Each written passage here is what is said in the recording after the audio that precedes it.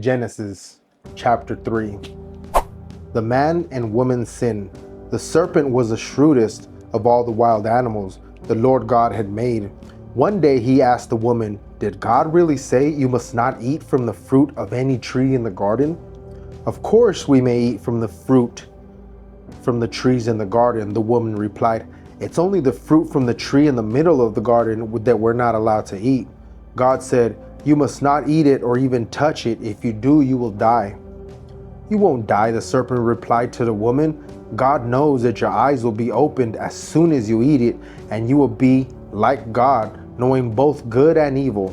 The woman was convinced. She saw that the tree was beautiful and the fruit looked delicious, and she wanted the wisdom it would give her, so she took some of the fruit and ate it. Then she gave some to her husband who was with her, and he ate it too. And at that moment their eyes were open, and they suddenly felt shamed at their nakedness. So they sewed fig leaves together to cover themselves.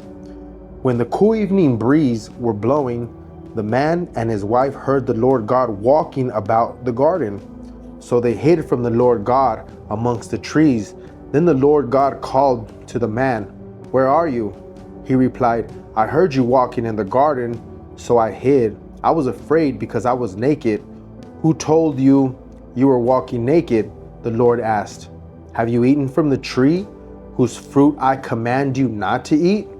The man replied, "It was the woman you gave me who gave me the fruit, and I ate it." Then the Lord God asked the woman, "What have you done?" "The serpent deceived me," she replied. "That's why I ate it." Then Lord God said to the serpent, "Because you have done this, you are cursed more than all animals, domestic and wild. You will crawl on your belly, groveling in the dust as long as you live. And I will cause hostility between you and woman, between your offspring and her offspring.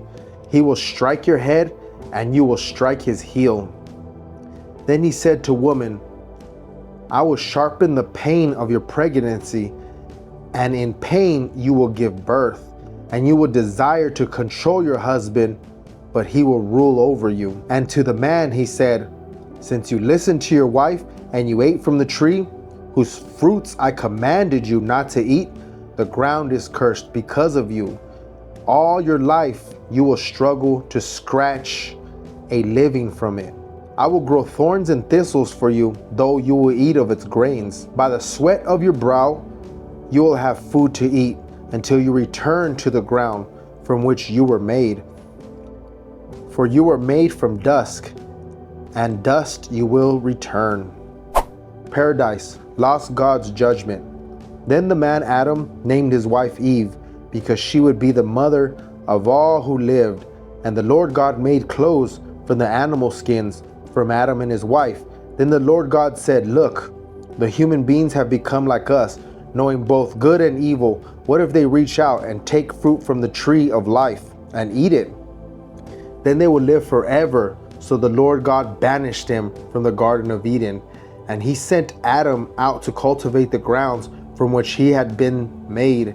After sending them out, the Lord God stationed a mighty cherubim in the east of the Garden of Eden, and he placed a flaming sword that flashed back and forth to guard the way of the tree of life.